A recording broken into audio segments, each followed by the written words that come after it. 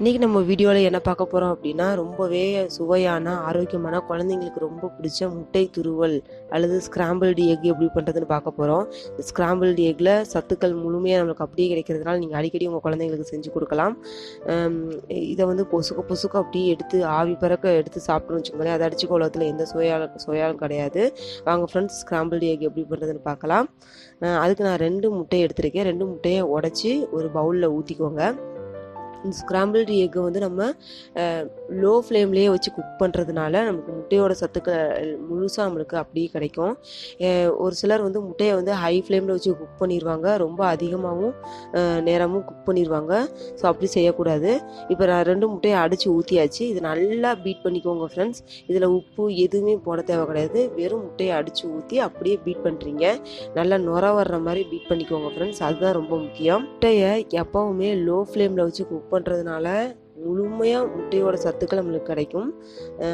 So இப்போ நல்லா அடித்தாச்சு, நுர வர்ற மாதிரி அடித்தாச்சு ஃப்ரெண்ட்ஸ். ஒரு 5 நிமிஷத்துக்கு விடாமல் நான் பீட் பண்ணேன். நல்லா நுர வர்ற மாதிரி பீட் பண்ணேன். ஸோ இது வந்து ரெடி ஃப்ரெண்ட்ஸ், அப்படியே இருக்கட்டும்.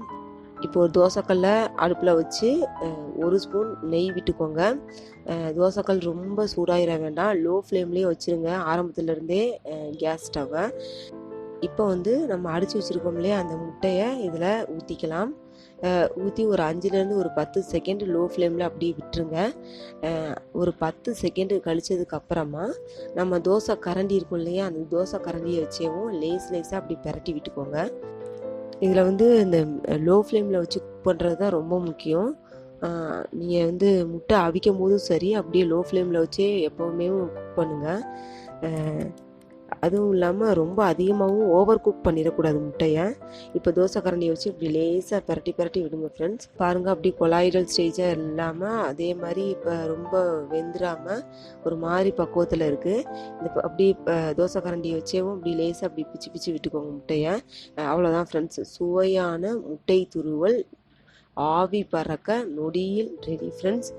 ரொம்பவே சுவையாக இருக்கும். உங்கள் பிள்ளைங்களுக்கு நீங்கள் செஞ்சு கொடுத்தீங்கன்னா அவ்வளோ விரும்புவாங்க. எப்படி ஆவி பறக்குது பாருங்கள். இந்த ஆவி பறக்க நம்ம வாயில் எடுத்து வச்சோன்னு வச்சுக்கோங்களேன், அவ்வளோ சுவையாக இருக்கும். இதில் சால்ட் அண்ட் பெப்பர் போட்டு உங்கள் குழந்தைங்களுக்கு கொடுக்கலாம். நான் இப்போ சால்ட் தூவி இருக்கேன்.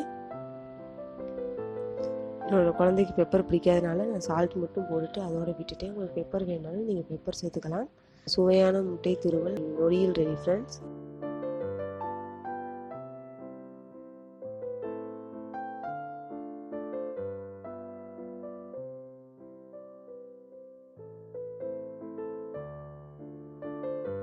ஃப்ரெண்ட்ஸ், இந்த வீடியோ பிடிச்சிருந்துச்சுன்னா லைக் பண்ணுங்கள், கமெண்ட் பண்ணுங்கள், ஷேர் பண்ணுங்கள்.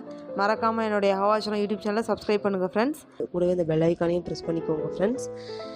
என்னோட ரங்கோலி பை சசிகலா ஃப்ரான்சிஸ் சேனலை நீங்கள் பார்த்து என்ஜாய் பண்ண லிங்க்கை நான் டிஸ்கிரிப்ஷன் பாக்ஸில் கொடுத்துருக்கேன் ஃப்ரெண்ட்ஸ். அந்த சேனலையும் பாருங்கள் ஃப்ரெண்ட்ஸ். என்னோட வீடியோ கடைசி வரைக்கும் பார்த்ததுக்கு ரொம்ப நன்றி. உங்கள் நெக்ஸ்ட் வீடியோ பாய், டேக் கேர் ஃப்ரெண்ட்ஸ்.